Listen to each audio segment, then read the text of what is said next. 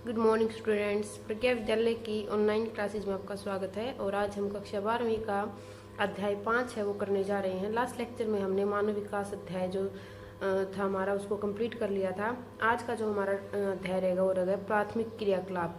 अब एक बार आप रिकॉल कीजिए, थर्ड लेसन जब हमने करा था उसमें मैंने आपको बताया था कि मानव की व्यावसायिक जो संरचना, मानव के जो व्यवसाय हैं उनको मुख्यतः 4 वर्गों में बांटा गया है: प्राथमिक क्रियाकलाप, द्वितीयक, तृतीयक और चतुर्थ क्रियाकलाप। तो आज हमारा उनमें से पहला जो क्रियाकलाप है, प्राथमिक जो क्रियाकलाप है, उसी का जो अध्याय वो हम आज करेंगे। इस अध्याय में आपको बता देते हैं कि क्या क्या हम पढ़ने वाले हैं। सबसे पहले बात करेंगे कि प्राथमिक क्रिया का अर्थ क्या है और इसके प्रकार कितने हैं। प्राथमिक क्रिया करेंगे सिर्फ इसमें हम। दूसरा, अब प्राथमिक क्रिया के जो प्रकार उनकी बात कर लेते हैं, जैसे आखेट है, संग्रहण है, पशुचारण है, इसके अलावा कृषि है, खनन है। तो ये सारी क्या है, ये प्राथमिक क्रिया है। तो आखेट और भोजन संग्रहण को करेंगे हम। इसके बाद हमारा टॉपिक आएगा पशुचारण का। पशुचारण फिर हम 2 प्रकार का करेंगे, चलवासी और वाणिज्यिक या फिर व्यापारिक पशुचारण। कृषि की बात करेंगे, निर्वाह कृषि है, गहन निर्वाह कृषि है और अन्य और भी बहुत सारे प्रकार जो कृषि के हम इस अध्याय में करेंगे। और खनन की विधियां हैं, खनन को प्रभावित करने वाले कारक हैं। तो ये हमारा इस लेसन के जो टॉपिक है वो रहेंगे मुख्यतः। आज हम बात करेंगे प्राथमिक क्रिया के अर्थ की और प्रकार की, और इसके अलावा आखेट व भोजन संग्रहण जो क्रिया है प्राथमिक क्रिया, उसको हम विस्तार पूर्वक आज करेंगे। सबसे पहले देख लीजिए कि जो आर्थिक क्रियाएं हैं वो क्या होती हैं प्राथमिक क्रिया करने से पहले, क्योंकि ये जो क्रियाएं हैं प्राथमिक, द्वितीयक, तृतीयक, ये सभी क्या हैं, आर्थिक क्रियाएं हैं। मानव के वो क्रियाकलाप जिनसे आय प्राप्त होती है आर्थिक क्रिया कहा जाता है। यानी कि जो भी काम मानव करता है और जिनसे भी आय प्राप्त होती है उन सबको क्या कहते हैं, उनको आर्थिक क्रिया कहा जाता है। आर्थिक क्रिया को जैसे 4 वर्गों में मैंने बताया आपको, 4 प्रकार के हैं: प्राथमिक, द्वितीयक, तृतीयक और चतुर्थक। आज सिर्फ हम प्राथमिक की बात करेंगे। तो प्राथमिक में देखें, प्राथमिक क्रियाएं प्रत्यक्ष रूप से डायरेक्ट यानी कि पर्यावरण पर निर्भर है, क्योंकि ये प्राकृतिक संसाधनों जैसे भूमि, जल, वनस्पति, जीव जंतु एवं खनिजों के उपयोग से जुड़ी हैं। यानी कि वो क्रियाएं जिनका सीधा संबंध किससे होता है, पर्यावरण से होता है। जो भी काम हम करते हैं तो पर्यावरण से हमारा जुड़ा होता है, तो उनको क्या कहते हैं, प्राथमिक क्रिया कहते हैं। इसमें जैसे भूमि आ जाता है, भूमि से अगर हम जैसे कृषि करते हैं, जल है, मछली पकड़ते हैं, वनस्पति जीव जंतु है, इनका शिकार करते हैं या संग्रहण करते हैं, तो ये सारे खनिजों का उपयोग करते हैं। तो ये सारे क्या है, ये प्राकृतिक चीजें हैं, प्राकृतिक संसाधन है।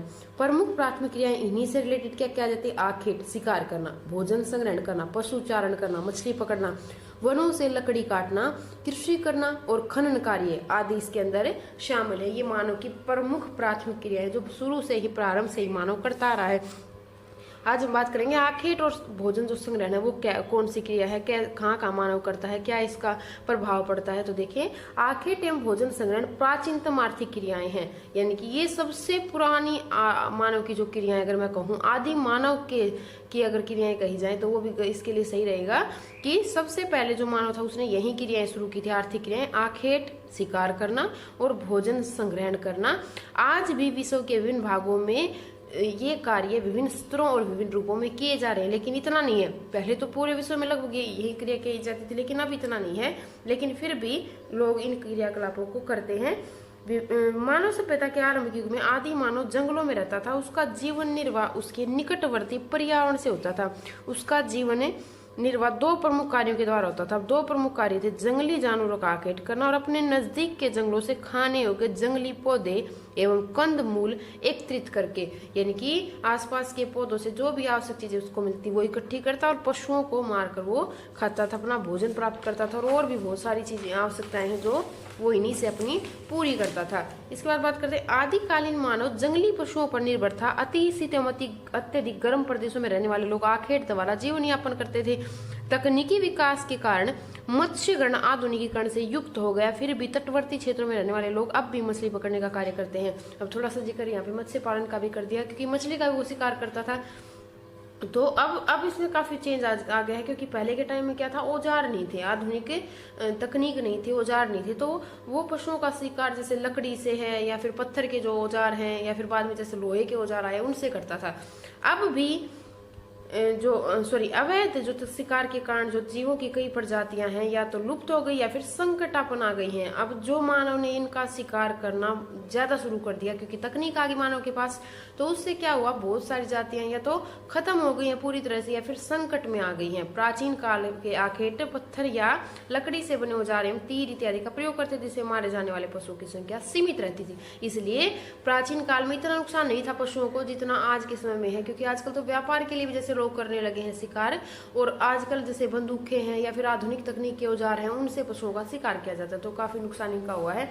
इसके बाद बात करते हैं कि आखेट और जो भोजन संग्राहक होते हैं, जो एक काम करते हैं आखेटक और भोजन संग्राहक, जो ये इस वर्ग के जो लोग हैं उनकी क्या क्या विशेषताएं हैं। इस धरती पर अवतरित होने वाले ये प्रारंभिक लोग हैं जो मानव द्वारा पर्यावरण अनुकूलन के प्राचीनतम स्वरूप को प्रकट करते हैं। अब हम मानव भूगोल में क्या पढ़ते हैं, मानव और पर्यावरण के संबंधों की बात करते हैं। शुरुआत में भी जैसे मैंने फर्स्ट लेसन में आपको बताया था, तो इनको क्या कहा गया है, इनको पहले वो मानव कहा गया है जिन्होंने मानव और पर्यावरण के अनुकूलन के लिए का स्वरूप प्रकट किया है, यानी कि मानव और पर्यावरण में अनुकूलन स्थापित किया है, एक बैलेंस स्थापित किया। तो ये पहले मानव थे। दूसरा, इन लोगों के पास कोई निजी संपत्ति नहीं होती थी, ये भोजन की तलाश में घूमते रहते थे। अब भोजन की तलाश में तो उनको घूमना पड़ेगा क्योंकि इनके पास ना तो खुद की जमीन है ना इनके पास पशु हैं, तो एक स्थान से दूसरे स्थान पर जैसे शिकार के लिए घूमते थे, संग्रहण के लिए घूमते थे। तीसरा, आखेट और संग्रहण के लिए भाला और तीर कमान जैसे साधारण शस्त्रों और औजारों का प्रयोग किया जाता था। ये इनकी विशेषताएं हैं कुछ। इसके बाद बात करते हैं कि जो ये संग्रहण करते हैं, जो संग्राहक को संग्रहण करते हैं, उन किन किन चीजों का संग्रहण करते हैं, उनका यूज वो क्या क्या करते हैं। तो सबसे पहले तो भोजन के लिए संग्रहण करते हैं, कंद मूल है जैसे नट है, ड्राई फ्रूट जिनको हम कहते हैं, फल है, शहद है, पुष्प और चिक्किल, ये सारी चीजें भोजन के लिए इकट्ठा करते हैं। वस्त्रों के लिए क्या करते हैं, पेड़ों की छाल है, पत्ते, घास व कुछ खास किस्म के पेड़ों का रेशा भी जैसे ये निकालते थे, जिससे ये अपने कपड़े वस्त्र बनाते थे। अस्थायी निवास के लिए, अब स्थायी निवास तो है ही नहीं, ऊपर भी मैंने बात की कि घूमते रहते हैं, तो जैसे झोपड़ी बनाते हैं, छप्पर निर्माण करते हैं, निर्माण हेतु बांस इकट्ठा करते हैं, पत्तियां, टहनियां, घास फूस इकट्ठी करते हैं। अब बात करते हैं भोजन पकाने की। शुरुआत में तो जैसे कच्चा खाते लेकिन बाद में पका के खाने लगे, तो भोजन पकाने, सर्दी से बचने और जंगली जानवरों से रक्षा के लिए आग जलाने के लिए लकड़ियां। अब आग जलाएंगे तो उसके लिए भी लकड़ियां इनको चाहिए, तो लकड़ी का क्या क्या इस्तेमाल करेंगे, आग जला के भोजन पकाते हैं, सर्दी से बचते हैं, जंगली जानवरों से क्योंकि इनके पास तो अपने घर तो है नहीं जिनमें इनकी सुरक्षा हो, तो जैसे गुफा में रहते हैं उनके बाहर आग जलाते थे, तो जंगली जानवरों से रक्षा के लिए भी ये प्रयोग करते थे लकड़ियों का। विभिन्न रोगों के उपचार के लिए वो जड़ी बूटियां भी कहाँ से इकट्ठी करते थे, जंगलों से इकट्ठी करते थे। तो ये सारी आवश्यकताएं इनकी हैं वो सारी किससे पूरी होती थी, जंगलों से, चाहे खाने की हो, चाहे वस्त्र हो, चाहे उनका निवास हो, तो ये सब आवश्यकताएं उनकी जंगलों से ही पूरी होती थी संग्रहण करके। इसके बाद देखें कि अब भी कुछ क्षेत्र जो ऐसे हैं जहां पर संग्रहण किया जाता है। अब जैसे आखेट पर तो मैंने कहा कि शिकार पर तो प्रतिबंध लगा दिया गया है, लेकिन अब जो संग्रहण है उसके क्षेत्र विषय में कुछ और अब भी बाकी हैं। पहला जो क्षेत्र है वो है उच्च अक्षांश के क्षेत्र, जिसमें उत्तरी कनाडा, उत्तरी यूरेशिया व दक्षिणी चिली है। अब एक बार आप पहले अक्षांश समझ लीजिए, 3 अक्षांश होते हैं, निम्न अक्षांश, मध्य अक्षांश और उच्च अक्षांश। निम्न अक्षांश जो है वो 0 डिग्री के आसपास को बोलते हैं, मध्य अक्षांश 23.5 से 66 डिग्री का जो क्षेत्र है उसको, और 66.5 से ऊपर का जो ठंडे क्षेत्र उनको उच्च अक्षांश कहा जाता है। तो देखिए उच्च अक्षांश में कौन कौन सा, उत्तरी कनाडा जैसे उत्तरी अमेरिका में हो गया, उत्तरी यूरेशिया, यूरोप और एशिया का जो मिला हुआ भाग उसको यूरेशिया जैसे कहा जाता है, और दक्षिणी चिली दक्षिण अमेरिका में हो गया। एक बार मैप में भी आप साथ साथ देखते हो चले इनको, और ये मैप आपको सबको भरना है साथ में, जो कि पेपर में आपको आता है। ये देखिए ये है उत्तरी यूरेशिया, ये जो क्षेत्र मैंने कर रखा है क्रॉस से, ये आपको एक शेड से दिखा रखा है, ये उत्तरी यूरेशिया है। इसके बाद इधर आएंगे, ये है उत्तरी कनाडा का ठंडा क्षेत्र, जैसे हडसन की खाड़ी के बाहर से जितना भी क्षेत्र है वो सारा का सारा। और दक्षिणी चिली, ये चिली देश है, ये आप देखेंगे इस प्रकार से दक्षिणी अमेरिका में, तो ये चिली देश है। पेरू चिली जैसे आपने सुना होगा, ये पेरू और ये चिली, तो ये क्षेत्र है ये वाला।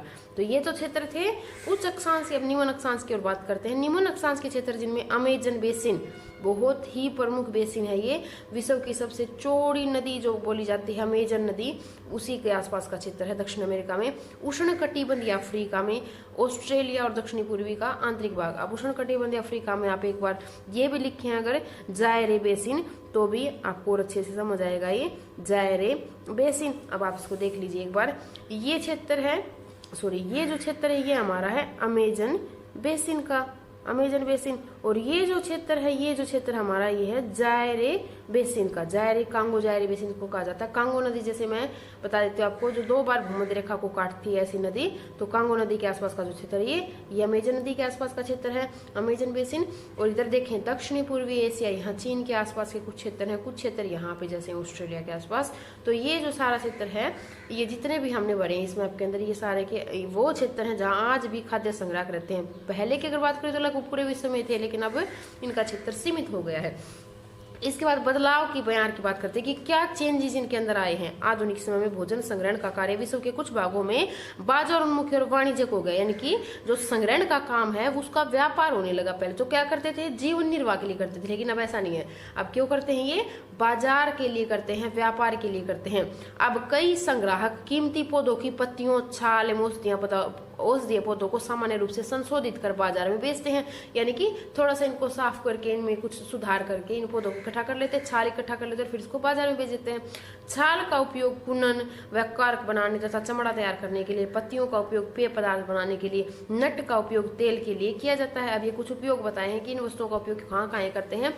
वृक्ष के तने से रबड़ गोंद भी प्राप्त किए जाते हैं। तो ये सारी चीजें क्या करते हैं, ये व्यापार के लिए इकट्ठी करते हैं और इनसे इनको काफी आमदनी भी होती है। अब बात करते हैं कि संग्रहण का भविष्य कैसा है। अब चेंज तो मैंने आपको दिखाया कि पहले तो पूरे विश्व में लगभग संग्रहण करते थे, लेकिन अब तो बहुत ही कम क्षेत्र, जैसे वो क्षेत्र बचे हैं जो मानव बसाव के लिए पूरी तरह से उपयुक्त नहीं है, उन क्षेत्रों में लोग संग्रहण का काम करते हैं।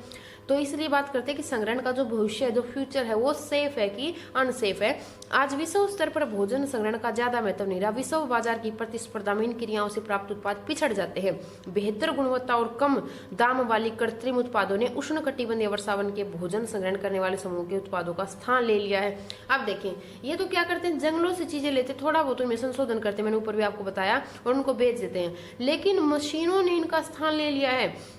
मशीनों से कम कीमत में वही चीजें अगर अच्छी क्वालिटी की मिलती हैं तो लोग क्या करेंगे, उनको किसे लेंगे, मशीनों से बनी चीजों को खरीदे। इसलिए इनकी जो चीजें हैं, उन वस्तुओं की मांग विश्व व्यापार में कम हो रही है। इनको कंपटीशन करना पड़ता है किसके साथ, मशीनों से बनी जो कृत्रिम जो उत्पाद है उनके साथ इनको प्रतिस्पर्धा करनी पड़ती है। तो इसलिए इनका स्थान घटता जा रहा है, इनका जो क्षेत्र है वो भी कम होता जा रहा है। आज का जो आपका होमवर्क रहेगा वो देख लीजिए आप। फिर नोटबुक में आपको ये करना है, तो आप सबसे पहली बात तो आपको लेसन बहुत ही अच्छे से रीड करते हुए चलना है, क्योंकि बिना लेसन रीड करे आप इनको अच्छी प्रकार से नहीं समझ पाएंगे। तो लेसन आप साथ साथ रीड करते हुए चलें, क्योंकि हर एक चीज यहाँ नोटबुक में आपको लिख के नहीं बताई जा सकती है, इसलिए लेसन को आपको साथ में पढ़ना है। क्वेश्चन देख लीजिए, आदिकालीन मानव की 2 क्रियाकलाप बताइए। तो आज हमने उन्हीं की बात की थी, आखेट और संग्रहण, और ये मोस्ट इंपोर्टेंट क्वेश्चन आपका बार बार पेपर में आता है।